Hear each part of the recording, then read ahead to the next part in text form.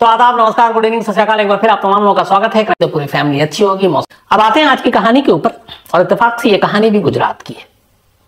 गुजरात के खातलवाड़ा इलाका है, ये वलसाड में है, वहां की कहानी है। इस कहानी में एक खास चीज है। हम लोग अक्सर आप इतनी सारी कहानियां सुनते हैं, फॉरेंसिक साइंस, डीएनए, पोस्टमार्टम, सबके बारे में बात करते हैं। आमतौर पर पोस्टमार्टम रिपोर्ट आने में कितना टाइम लगता है? शुरुआती रिपोर्ट तो 24 घंटे के अंदर आ जाती है। डिटेल रिपोर्ट में चलिए 2 दिन, 3 दिन, 4 दिन, 5 दिन, 6 दिन, 7 दिन, 8 दिन। अब करीब 34-35 दिन तक एक पोस्टमार्टम रिपोर्ट ना आए आज के दौर में तो बड़ा अजीब लगता है, लेकिन ये हमारे यहाँ का सच है। एक पोस्टमार्टम रिपोर्ट 1 महीने 3 दिन के बाद आती है। 30 का अगर महीना है तो 33 दिन मान लीजिए आप। 31 का है तो फिर आप मान लीजिए 34 दिन। इन 34 दिनों में जब तक पोस्टमार्टम रिपोर्ट नहीं आती तब तक एक कत्ल, तब तक उसका राज राज ही रहता है। कातिल आजाद रहता है, उन्हीं लोगों के बीच उठता बैठता है, घुलता मिलता है, शोक जताता है, अफसोस जताता है, और किसी को भनक ही नहीं लगती। और जिसकी जान गई उसके घर वाले भी 1 महीने 3 दिन तक ये सोचकर इस गम को बर्दाश्त करते हैं कि ऊपर वाले की मर्जी है, बीमारी में मर गई। उन्हें नहीं मालूम था कि उसकी मौत नेचुरल नहीं थी, वो कत्ल था। ये कहानी वलसाड की है, जो मैंने आपको बताया, गुजरात की। पिछले साल 13 दिसंबर को, 13 दिसंबर 2021 को वलसाड में एक शादी होती है, लड़का और लड़की दोनों की घर वालों की मर्जी से। लड़के का नाम था जॉली कुमार, उम्र 32 साल, लड़की का नाम रुचिका, उम्र 28 साल। ये शादी 13 दिसंबर को हुई, सब कुछ ठीक ठाक। ये जो लड़का है जॉली कुमार, ये वहीं उस इलाके में जो सीसीटीवी है उसके इंस्टॉलेशन का उसका बिजनेस है। तो लोगों के घरों में, ऑफिसों में, अलग अलग जगहों पे वो कैमरे इंस्टॉल करवाता है। ये उसका पूरा बिजनेस है, ठीक ठाक है। घर वालों को भी लगा कि चलो रुचिका की शादी एक अच्छे शख्स से हो गई, शादी धूमधाम से हुई, सब कुछ ठीक था, बाकी सारे फंक्शन हुए। उसके बाद अब पति पत्नी ने तय किया कि चलो हनीमून मनाने चलते हैं। अच्छा, बीच में ये भी था कि कोरोना और ये सारी चीजें, तो फिर जब थोड़ा सा डाउन हुआ तो उन्होंने कहा कि चलते हैं। और आखिरकार 7 जनवरी को, 7 जनवरी को दोनों हनीमून मनाने के लिए वहां से निकलते हैं और माउंट आबू की तरफ जाते हैं। माउंट आबू गुजरात से नजदीक भी बहुत सारे लोग जाते हैं, बड़ा खूबसूरत हिल स्टेशन वहां पे, हिली एरिया है। तो सबसे पहले ये लोग जाते हैं और एक अंबाजी मंदिर है, वहां पे दर्शन करते हैं। इसके बाद 7 जनवरी को दर्शन करने के बाद दोनों पहुंचते हैं माउंट आबू। माउंट आबू में गुजरात तोरण भवन है, वहां दोनों ठहरते हैं। गुजराती थे और सब कुछ अब तक ठीक था। घर वालों से लगातार रुचिका की बात हो रही है, जॉली की बात हो रही है, वो भी खुश हैं, चलो बच्चे हनीमून पे गए। 9 जनवरी को अचानक रुचिका की तबीयत बिगड़ जाती है। तबीयत बिगड़ते ही फौरन जॉली जो है उसको लेकर सरकारी हॉस्पिटल पहुंचता है। वहीं माउंट आबू में एक सरकारी हॉस्पिटल था। वहां जाके बताता है कि रुचिका को कुछ वोमिटिंग हुई, उल्टियां हुई हैं, पेट में दर्द है। डॉक्टरों से देखते हैं, लेकिन थोड़ी देर के बाद पता चलता है कि रुचिका की मौत हो गई। रुचिका को बचाया नहीं जा सका। जॉली अपने घर वलसाड अपने माँ बाप को और रुचिका के घर वालों को बताता है कि रुचिका की तबीयत खराब हो गई, मैं भागकर हॉस्पिटल आया, लेकिन हॉस्पिटल में डॉक्टरों ने उसे डेड डिक्लेयर कर दिया।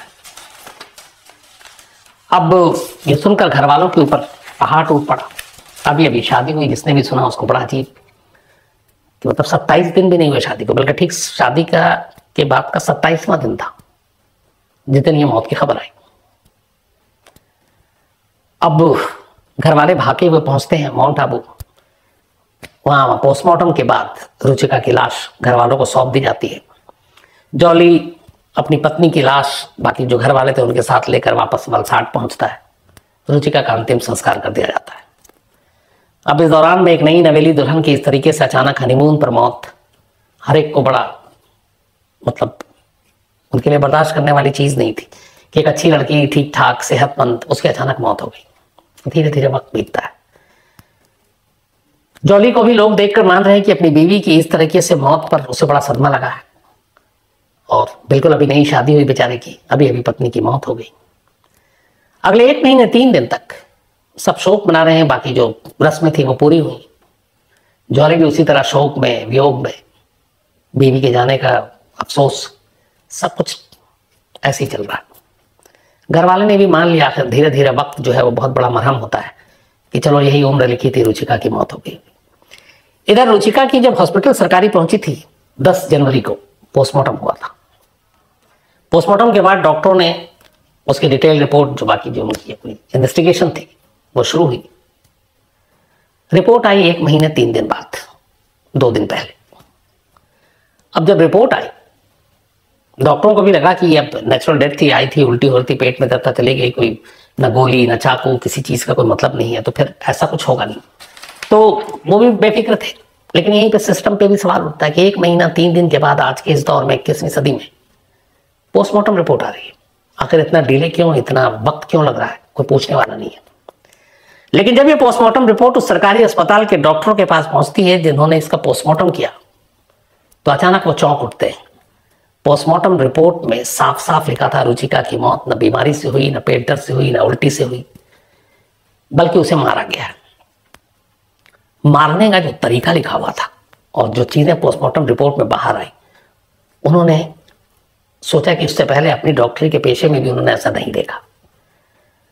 रुचिका के गले से करीब मुट्ठी भर पत्ते, उसके पेट में पत्ते ये मिले, जिससे सांस लेने में प्रॉब्लम हुई। बड़ी बारीक सी एक निशान थी, एक पेड़ की टहनी जो होती है, पतली सी शाखें, उस पतली सी शाखें जिसको आप मोड़ लेते हैं कई बार, उससे चोट बहुत लगती है, बचपन में बहुत पिटा भी हूं कई बार, उससे उसके गले के घोटने की बात कही पोस्टमार्टम रिपोर्ट, जिससे कि निशान भी ना पड़े।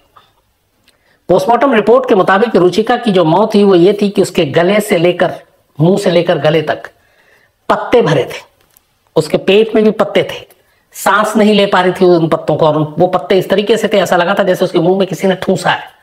इसके अलावा पतली सी टहनी से उसके गले को घोटा गया था, जिसकी वजह से उसकी मौत हुई। अब जब पोस्टमार्टम रिपोर्ट में पत्तों की बात और गले घोटने की बात आई, फौरन रुचिका के घर वालों तक पोस्टमार्टम रिपोर्ट पहुंची। इसके बाद अब सवाल यह है कि कातिल कौन हो सकता है। हनीमून पे पति पत्नी गए, पति लगातार ये क्लेम कर रहा है कि मेरे सामने रुचिका ने उल्टी की, मेरे सामने उसकी तबीयत खराब हुई, तो फिर और कौन। रुचिका के माँ बाप ने अपने ही दामाद जॉली के खिलाफ पुलिस में कंप्लेंट की।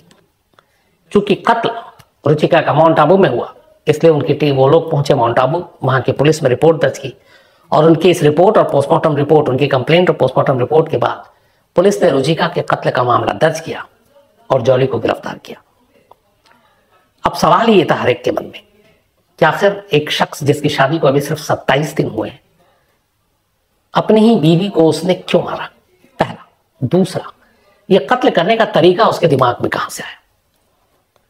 पुलिस ने उससे पूछताछ की, जो पता चला वो ये है अभी तक, हालांकि पुलिस का कहना अभी वो पुलिस के रिमांड पे ही है, हो सकता है आने वाले दिनों में कुछ नए खुलासे हो, मैं अपडेट आपको जरूर दूंगा। लेकिन अब तक जो है वो ये है कि उसे ये था कि वो हनीमून पर गया है और अगर उसकी पत्नी को कुछ होता है तो पहला शक उसी के ऊपर जाएगा। वो सोच रहा था कि कैसे करूं और क्या करूं, जो माउंट आबू पुलिस की तरफ से कहा गया। उसने सोचा कोई ऐसा तरीका अपनाया जाए जिससे कि शक ही ना हो उसके ऊपर। उसने सोचा ऐसा क्या तरीका हो सकता है, तो कोई बीमारी, अब वो पेट दर्द या फिर उल्टी ये कैसे हो सकती है। तो उसे लगा कि अगर गला घोटूंगा तो शायद, पता है गले घोटने से मौत हुई है, उंगलियों के निशान आएंगे। उसने उसके मुंह में पत्ते ठूसे। उसे ये लगा कि इन पत्तों का राज बाहर नहीं आएगा और पत्ते शायद जब हम खाना खाते हैं हजम हो जाता, पत्ते भी हजम हो जाएंगे। लेकिन एक खाना और एक ठूसना, दोनों में फर्क होता है। वो पत्ते वहीं गले में अटक गए और गले में अटकने की वजह से सांस की नली फंस गई। लेकिन उसे फिर लगा कि नहीं, हो सकता है कि ये बच जाए, और बच गई तो फिर पोल खुल जाएगा, क्योंकि पत्ते वो जबरदस्ती डाल रहा है। इसलिए वो एक टहनी ले आया, हाथ नहीं लगा रहा, और उस टहनी से उसने गले को घोटा। उसे ये था कि शायद इससे जो है ना मार्क आएगा और न ये पता चलेगा कि गला घोटा गया, क्योंकि बहुत बारीक टहनी और पतली टहनी थी। लेकिन खैर ये दोनों चीजें नाकाम हुई। पोस्टमार्टम रिपोर्ट ने बता दिया ये मौत कुदरती नहीं है, यह कत्ल है। अब बात थी मोटिव की, मकसद। तो अभी तक जो शुरुआत में आई है वो ये है कि इसने शादी तो की, पर यह शायद शादी करना नहीं चाहता था और इसका कहीं और कोई किसी लड़की के साथ रिलेशन है। लेकिन वो कौन है, क्या सच्चाई है, सिर्फ यही वजह है या फिर इसमें बाकी चीजें हैं, डॉरी है, अभी पुलिस इसको इन्वेस्टिगेट कर रही है। इसमें जो भी फाइनल सच्चाई सामने आएगी, ये जो अपडेट आएगा, मैं आप तक जरूर पहुंचाऊंगा। तो ये थी कहानी। लेकिन